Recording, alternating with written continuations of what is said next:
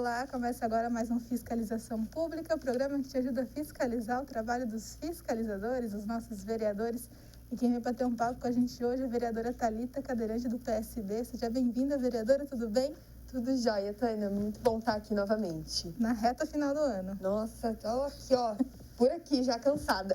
Primeiro ano de mandato, né? Primeiro ano de mandato, já tô bem cansada, mas ainda precisando aí dar um repousinho, né, pra vir com toda a energia no ano que vem de novo. Descansar é bom, trabalhar é importante, mas descansar também é importante. É muito importante também, é um direito, né? As pessoas não podem esquecer disso, que descanso faz parte dos nossos direitos também. Sem dúvida. E como foi esse seu primeiro ano? Dá pra fazer um balanço, assim, dos pontos positivos, dos negativos, algum trauma? Vários traumas, né? Que bom que a gente tem terapia pra isso. Foi um bom ano, deu pra entender bastante do funcionamento de como que é a política institucional, né? Eu estava bastante acostumada com a política de rua, como eu sempre falo para as pessoas, eu me entendo como, participo como cidadã, né? Exercendo a cidadania desde muito novinha, com 13 anos eu já me manifestava nas ruas, já participava de coletivos, de rodas de conversa, e desde os meus 13 anos até agora eu sempre gostei muito de participação política. E agora, estando dentro da política institucional, já deu esse ano para entender bastante como que as coisas funcionam aqui dentro e como é um desafio mesmo legislar, um desafio do qual eu estou gostando bastante. E se fosse fazer um top 10, top 10 não, top 10 é sacanagem. Muito. Um top 5, top 3 dos grandes momentos das suas vitórias aqui dentro. Quais seriam? Bom, nem sempre uma vitória é um resultado vitorioso de fato, né? Eu acredito que um momento que me marcou bastante foi ter colocado o meu primeiro projeto de lei nessa casa, que vedaria aí nomes de ruas, de pessoas que tivessem cometido crimes da Maria da Penha, crime hediondo, crime da ficha limpa. Eu coloquei esse projeto na casa para ser votado e ele foi rejeitado. E apesar da gente ter perdido, né, e quem perde na verdade é a população, de poder ter nomes aí de ruas homenageando pessoas que cometeram esse crime, apesar da gente ter perdido nesse sentido, a gente ganhou uma discussão muito saudável aqui dentro, né? A gente está numa cidade extremamente conservadora, que fala que é muito dura em relação à ressocialização das pessoas, e eu vi nessa casa acontecer um debate que eu não imaginava que aconteceria, né? Sobre segunda chance, sobre ressocialização, sobre a importância de rever, né, alguns conceitos de pessoas que cometeram crime. É claro que isso destoou completamente do objetivo do meu projeto, que não era esse. Mas já que a discussão caminhou para essa direção, né, eu acho que foi importante. Sim. Então, eu acho que as grandes vitórias que eu tenho tido nesse mandato é ter conseguido trazer discussões sérias para essa casa, discussões que,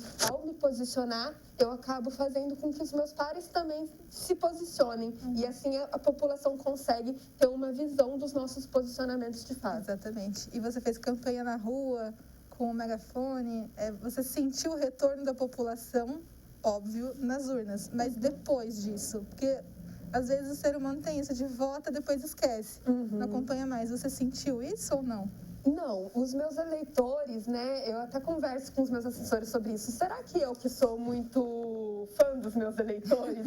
Porque eu acho que eles são muito críticos, eles me acompanham bastante, eles chamam minha atenção quando eles não concordam com algo que eu faço, eles me questionam tentando entender por que eu me posicionei dessa forma. Então eu tenho eleitores que vêm me acompanhando desde a campanha, né, às vezes alguns até um pouco antes, e eu acho que eu estou conseguindo passar para eles e construir, né, numa via de mão dupla aí, algo que eu acredito muito, que é a educação política. Então, não é algo que eu deposito conteúdo neles, é uma troca, e a gente vem construindo a política que a gente quer juntos. Então, eu tenho sentido, sim, os meus eleitores bem próximos de mim desde o momento que eu ganhei. Novas pessoas vêm chegando, né, e isso é muito bom, e tem aqueles que ficaram também. Eu sou muito agradecida por essa construção. Sim, ao longo desse ano a gente viu também que essas bandeiras continuaram as mesmas, seguiu fiel aí aos seus pensamentos, e isso também é algo a se destacar. Que às vezes, quando a pessoa entra na política, ela começa a ver outros viés. Não estou falando nem no ponto negativo. Mas às vezes a pessoa cria outros interesses e vai para outras áreas. Não foi seu caso, você se manteve com as suas bandeiras. Sim, eu acho que é possível, sim, você ressignificar, mudar de opinião dentro da política, mudar de posicionamento, mas dentro de uma coerência também, né? Durante a campanha, eu sempre coloquei as minhas principais bandeiras, o campo político no qual eu me encontro, porque eu sou uma política progressista, as minhas bandeiras principais são inclusão, educação e transparência, e tudo que eu faço dentro da Câmara Municipal, dentro do espaço de autoridade que hoje eu ocupo, é seguindo a coerência desses pilares. Sem dúvida. Então, um deles, claro, acessibilidade. Desde o começo esse foi um tema. Então, entrando de fato na nossa pauta, na ordem do dia do nosso programa, a gente vai falar de um requerimento aí que pede melhorias na infraestrutura do Mercatal. O Mercatal sempre foi um ícone aqui da cidade, e agora com a feira noturna, mais ainda, né? Chamou mais atenção ainda do povo. Eu vi que você conferiu essa feira, achou bacana, mas tem alguns pontos a serem melhorados, principalmente na questão da acessibilidade. É isso mesmo? É isso mesmo. Eu moro próximo do Mercatal, eu moro ali na Cidade de Deus e frequento o Mercatal, faço compras no Mercatal. Achei muito bacana a gente ter a feira noturna, eu fui mesmo conferir como que seria. A ideia de trazer o food truck para a feira noturna, que é uma ideia que vai ser implementada ainda, né? E não foi implementada ainda por questão da fiação elétrica. Inclusive, o nosso requerimento questiona isso, né? Quais são os procedimentos... Eu engasguei. Quais são os procedimentos, né, para que a gente tenha essa fiação de acordo, para que a gente possa ter aí os food trucks chegando, que vai ser mais uma atração, mais chamar mais as pessoas, né, a população vai estar consumindo ali, todo mundo gosta, vai consumir no food truck, vai consumir na própria feira, vai ser um espaço de socialização também. Então é uma ideia muito bacana. O nosso requerimento foi questionando em relação à fiação elétrica e também ao banheiro, porque a gente tem um banheiro no Mercatal, o qual não é acessível. E já que aquele ambiente é um ambiente de consumo, um ambiente que provavelmente será de socialização também, e um ambiente de trabalho, né? Porque todas as pessoas têm o direito de trabalho, inclusive as pessoas com deficiência, o banheiro tem que ser acessível. Então a gente fez um requerimento questionando a acessibilidade do banheiro. A gente teve a resposta de que há intenção, sim, da reforma do banheiro, já está previsto para o ano que vem essa reforma, mas não estava previsto a acessibilidade, que foi algo que nos chocou e nos chateou bastante, sim, porque a acessibilidade ainda é visto como algo à parte. Se der, a gente faz. E não é se der, é lei, tem que fazer. Não tem, é prioridade máxima. Então, a gente decidiu destinar uma emenda parlamentar, né, que é um recurso que o vereador tem, para que a gente possa adaptar o banheiro. Então, do Mercatal, ano que vem, na reforma do banheiro, teremos um banheiro adaptado com a emenda parlamentar que a gente está encaminhando. Eu ia deixar para o fim do programa, mas já que você deu essa deixa, vamos falar de emendas. Então, para quem não sabe, agora tem aí uns quase 800 mil, né? Quase 800 mil. Cada vereador tem direito a indicar no orçamento e falar para o prefeito, olha, esse dinheiro tem que ir para tal lugar e o prefeito não pode discutir, esse dinheiro tem que ir para lá. Metade, obrigatoriamente, para a saúde. Para onde vai esses quase 400 mil que você tem direito a distribuir aí para a saúde? Para a saúde, a gente escolheu tanto vai para um mutirão de órteses e próteses. Um outro restante vai para um equipamento para aplicação de DIU, porque hoje a gente tem bastante DIU, a gente tem a compra do DIU, mas a gente não tem o equipamento nas UPAs para poder aplicar. Então, hoje só é aplicado o DIU na Mãe Taubatiana e a gente está comprando esses equipamentos também. Um outro montante da saúde vai para uma alocação de uma van adaptada para levar o pessoal com deficiência, com as pessoas com deficiência, para fisioterapia, para o Luci Montoro, hemodiálise também. Então, a gente também está destinando um tanto para alocação de uma van adaptada. Sim. Eu vi que na sessão você falou, na 34ª sessão, comentou de um serviço tipo um Uber, né, para a pessoa que tem essa é uma indicação, a parte da emenda, né, uma indicação que a gente fez para o prefeito. Eu conversei, inclusive, com o secretário de governo atual, né, que é o Padre Afonso, sobre a gente tentar trazer o acesso já para Taubaté, que é realmente como se fosse a prefeitura licitaria, né, uma empresa que ofertaria esse serviço, e é como se fosse um Uber para pessoas com deficiências, para poder levar para médico, para escola, para exames, consultas, para lazer, inclusive. Então, é bem bacana. Em São José, isso já acontece. A gente viu que melhorou bastante o orçamento da cidade com esse aplicativo, né? Diminuiu bastante a fila de espera, tendo esse aplicativo também para os exames, né, das pessoas com deficiência. É uma coisa bem bacana que a gente indicou e eu espero que o governo assuma aí a responsabilidade e traga o acesso já. Sem dúvida. E os outros 400 mil? Claro que não dá para falar de tudo, né? Só dar uma pincelada. Uma pincelada. Bom, mas para finalizar sobre a saúde, a gente também está destinando um montante para a ecoterapia do Madre Cecília. E o outro restante a gente está destinando para compra para a implementação de teto solar no Centro Pop, né? E isso foi uma medida inovadora que a gente gostou bastante da ideia de uma equipe de arquitetos lá do CEPAM, porque vai trazer uma economia a longo prazo, né? Às vezes a gente faz um investimento que no começo não parece muito eficiente, parece que não é prioridade se a gente for pensar em tantas outras urgências que tem. Mas é importante, né? Quando a gente se planeja, quando a gente quer uma cidade sustentável, uma cidade planejada, a gente pensar a longo prazo também. E aí o nosso pontapé inicial com o teto solar é pensando nessa economia de energia mesmo, tendo, né, o Centro Pop, se eu não me engano, tem 6 banheiros, né? Imagina um monte de pessoa em situação de rua tomando banho ali, a economia que a gente vai ter com a alta da energia é uma ideia importantíssima, né? E colocar na cidade inteira. Exatamente. Eu defendo que todos os prédios públicos deveriam ser com energia solar, mas aí a gente está dando o pontapé inicial e vamos ver se cola. Então a gente tem isso do teto de energia solar, né? A gente tem também destinando para uma escola de samba, Imperatriz, que vai, além do desfile, né? Que vai acontecer, que não vai acontecer na Avenida do Povo, mas vai acontecer dentro das quadras. Também fomenta aí aula de costura, oficinas de arte, de música. Então a gente está destinando também para a escola de samba, a gente está destinando para o esporte para todos, para atletismo, né, que é o Thiago Santos, que é treinador de uma equipe, veio conversar comigo, já me treinou também, né, no começo, quando eu fiquei cadeirante, ele foi meu treinador. Então, a gente também está destinando para esporte. A gente colocou bastante nas nossas metas assim, de destinação de emenda a questão da inclusão. Sim. Então, tudo é pensando numa questão sustentável, numa questão inclusiva, numa questão de diversidade. Sim. Mas a gente vai divulgar nas nossas redes sociais todas as nossas emendas. Por favor, que como você mesmo disse, a população está acompanhando ali na Rede Curta para ver se está tudo certinho. E tem que agora, mesmo. ainda falando nisso, né, de acessibilidade, inclusão, existe uma indicação que pede isenção de tarifa para pessoa com deficiência em estacionamentos. Aí você pensa, mas já tem a vaga.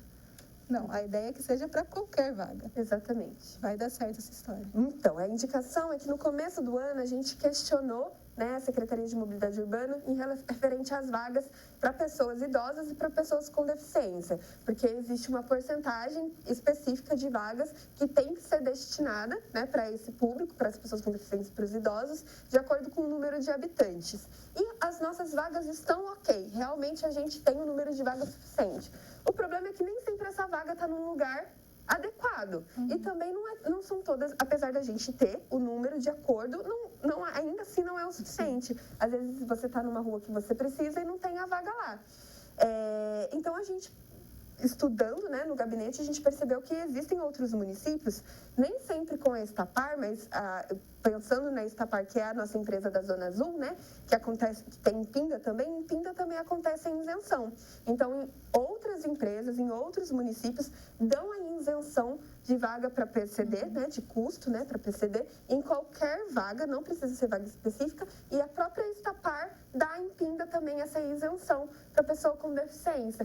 Se a Estapar e outras empresas dão essa isenção para a pessoa com deficiência, por que não no nosso município também? Então, a gente fez essa indicação. Eu estou muito feliz de poder falar dela, porque estou muito confiante que vai estar certo. O secretário de Mobilidade Urbana, ele disse que eu posso contar com ele, que ele vai tomar a frente dessa indicação e que isso vai acontecer no nosso município, né, de acordo com o número de carteiras, né, de cartões de pessoas com deficiência que a gente tem computados aqui, né, na nossa cidade, é o suficiente para que a gente possa dar essa isenção, que não vai haver também um desequilíbrio financeiro prejudicando também a empresa. Então, é algo que pode ser revisto no contrato. E eu estive nessa reunião com o secretário também com o representante da Estapar, que é o seu Ramiro, e ele também é representante da Estapar em Pinda, e ele concordou plenamente de que é possível, sim, a gente trazer a isenção. Então, eu estou super feliz de ter dado esse pontapé inicial aí também na questão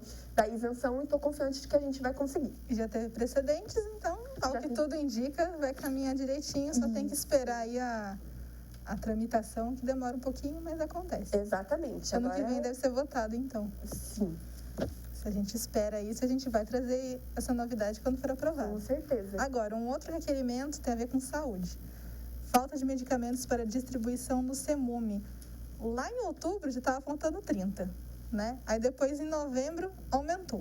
Então, prometeram que ia resolver e só piorou a situação. Pois é, essa é uma questão que tem que ficar bem claro para a população, que a nossa cidade, ela é uma cidade com um orçamento grande. A gente tem dinheiro, a gente tem um orçamento bilionário, mas muitas das dificuldades que a gente encontra na nossa cidade, isso de gestões antigas, e infelizmente nessa gestão a gente não tem visto grandes diferenças, né?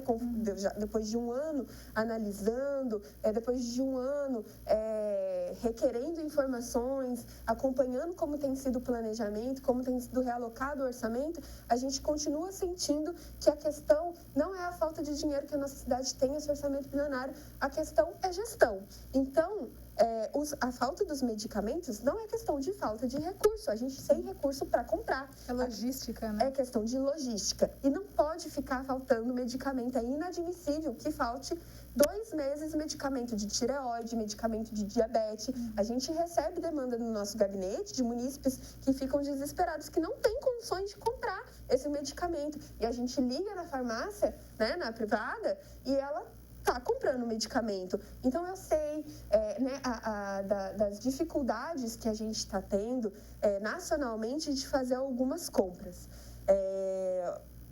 A resposta que a gente tem da prefeitura, né, quando a gente questiona a respeito dessa falta de medicamento, é a dificuldade na compra mesmo, na logística, a mudança do dólar, a dificuldade de comprar esse medicamento na parte de logística.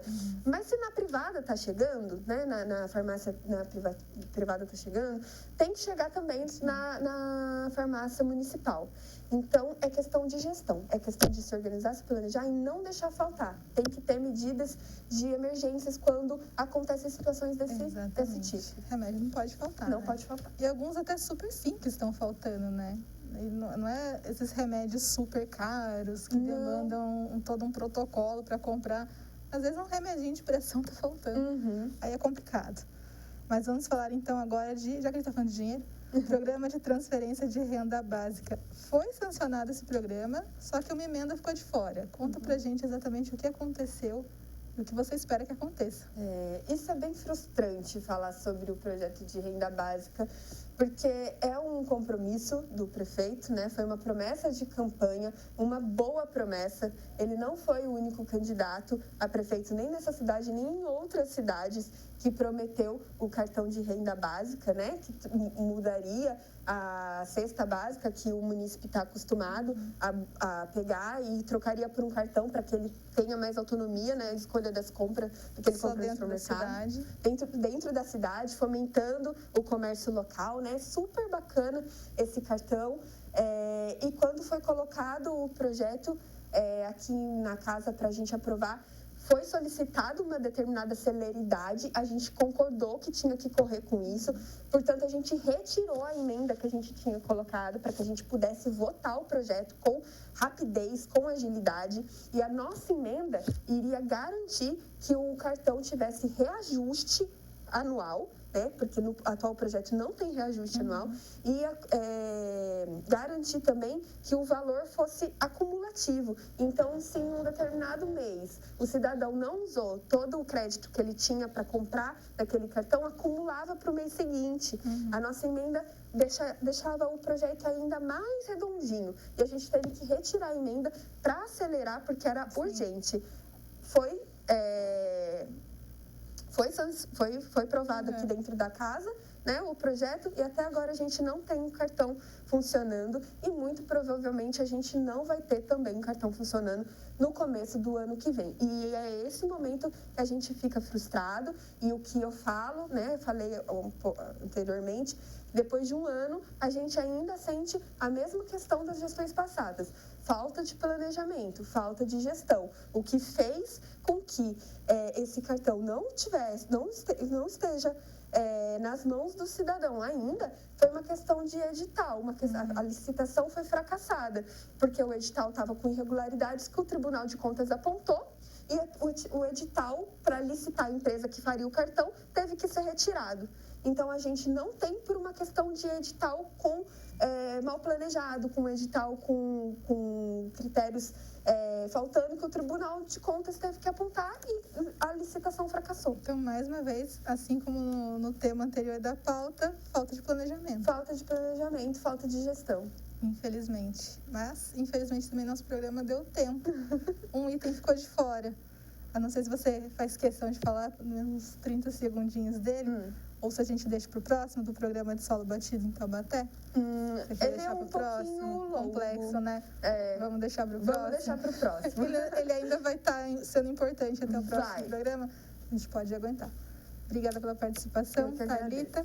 Muito bem-vinda, como sempre. Você que assistiu o programa, quer ver de novo, quer mandar para alguém, para falar, olha só, esse projeto te interessa, vai lá no site, vai no YouTube, é super fácil. Você sabe ali, copia, cola, compartilha com quem você quiser. Esse programa vai ter reprise ao longo da programação, para todo mundo ter chance de ver. E também vai ter coisa nova que você ainda não viu, que está bem bacana, eu garanto. Então, continue com a gente, continue se cuidando. Muito importante. Vamos deixar esse vírus em 2021. Né? Isso. Por favor. A gente não aguenta mais ele, não. Chega. Então, obrigada pela audiência. Mais uma vez, se cuidem. E até a próxima. Tchau, tchau.